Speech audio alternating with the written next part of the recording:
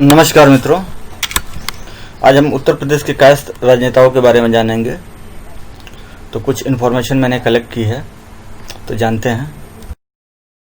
बहादुर शास्त्री, इनका जन्म 2 जून 1904 में मुगल सराय में हुआ था और मृत्यु 11 जनवरी 1966 ताशकंद में हुई थी। प्रथम प्रधानमंत्री जवाहरलाल नेहरू की मृत्यु के बाद इनको 9 जून 1964 में भारत का दूसरा प्रधानमंत्री बनाया गया था। इनके पहले जवाहरलाल नेहरू के कार्यकाल में भारत जो है चीन से युद्ध हार चुका था और काफ़ी ज़मीनें चली गई थी, और ये जब प्रधानमंत्री बने तो तुरंत पाकिस्तान से लड़ाई लड़ गई। तो इन्होंने सेना का मनोबल इस तरह से बढ़ाया कि सेना ने लाहौर तक कब्जा कर लिया, और इसी के समझौते के लिए ताशकंद गए, जहां इनको षड्यंत्र करके, एक्चुअली एक षड्यंत्र था ताशकंद जाना इनका, और वहीं पे इनको जहर देके मार दिया गया था।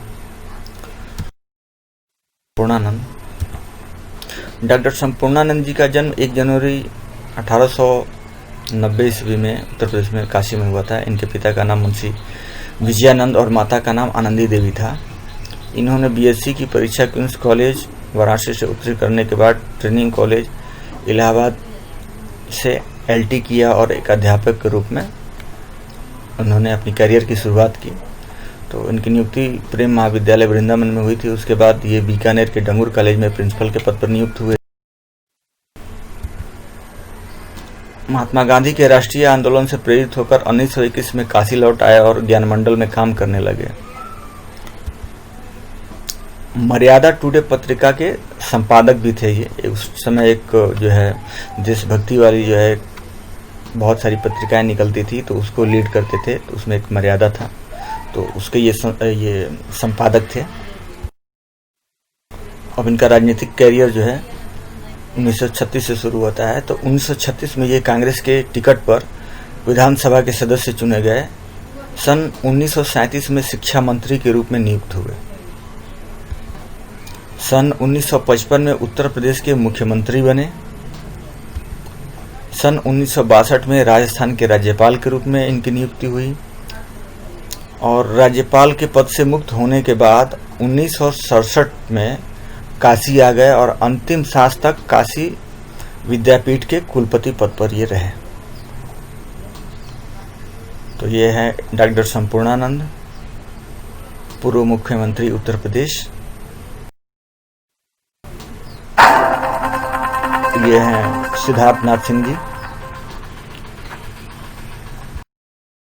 सिद्धार्थनाथ सिंह जी जो है भारतीय जनता पार्टी के आधिकारिक प्रवक्ता हैं। वे भारत के पूर्व प्रधानमंत्री लाल बहादुर शास्त्री के नाती हैं। वे आंध्र प्रदेश बीजेपी राज्य प्रभारी तथा पश्चिम बंगाल के सह प्रभारी हैं। वे भारतीय जनता पार्टी के राष्ट्रीय सचिव हैं। सिद्धार्थनाथ सिंह ने 2 बार भाजपा विधायक पूजा पाल को हराकर इलाहाबाद जिले के इलाहाबाद पश्चिम विधानसभा निर्वाचन क्षेत्र से उत्तर प्रदेश विधानसभा के सदस्य बने हैं। वर्तमान में वे उत्तर प्रदेश की भाजपा योगी सरकार में कैबिनेट मंत्री। अब जानते हैं गोपाल दास नीरज जी के बारे में। तो हिंदी फिल्मों में इनके काफ़ी लिखे हुए गीत हैं। गोपाल दास नीरज जी के प्रसिद्ध कवि गीतकार गोपाल दास नीरज जी को सपा सरकार में कैबिनेट मंत्री का दर्जा मिला हुआ था। वो भाषा संस्थान के अध्यक्ष बनाए गए थे।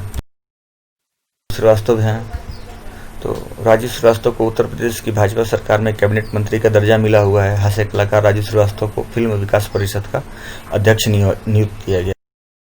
और एक पेपर की कटिंग मुझे मिल गई थी अवधेश श्रीवास्तव जी के बारे में, पूर्व विधायक अवधेश श्रीवास्तव जी के बारे में। तो इसमें योगी जी गए थे इनके कार्यक्रम में। जानते हैं क्या बोला है योगी जी ने।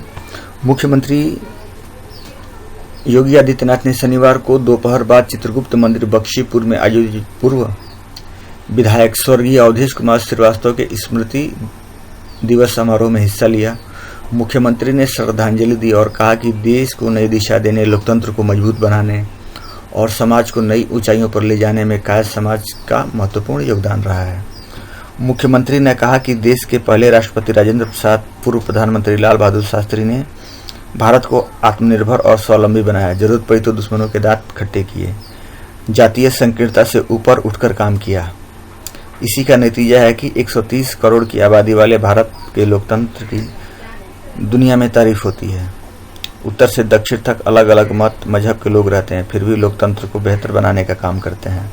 लोकतंत्र को मजबूत बनाने में कायर समाज का खास योगदान रहा है। मुख्यमंत्री ने सोमनाथ मंदिर के पुनरुद्धार का जिक्र किया और कहा कि पहले प्रधानमंत्री जवाहरलाल नेहरू किसी भी कीमत पर जो है डॉक्टर राजेंद्र प्रसाद को वहाँ नहीं जाने देना चाहते थे, फिर भी डॉक्टर राजेंद्र प्रसाद वहाँ गए और इसी वजह से सोमनाथ मंदिर की भव्यता आज देखने को मिलती है। तो ये सब इन्फॉर्मेशन कैसी लगी आपको कमेंट करके ज़रूर बताएं। नमस्कार, वीडियो को लाइक करें, चैनल को सब्सक्राइब करें।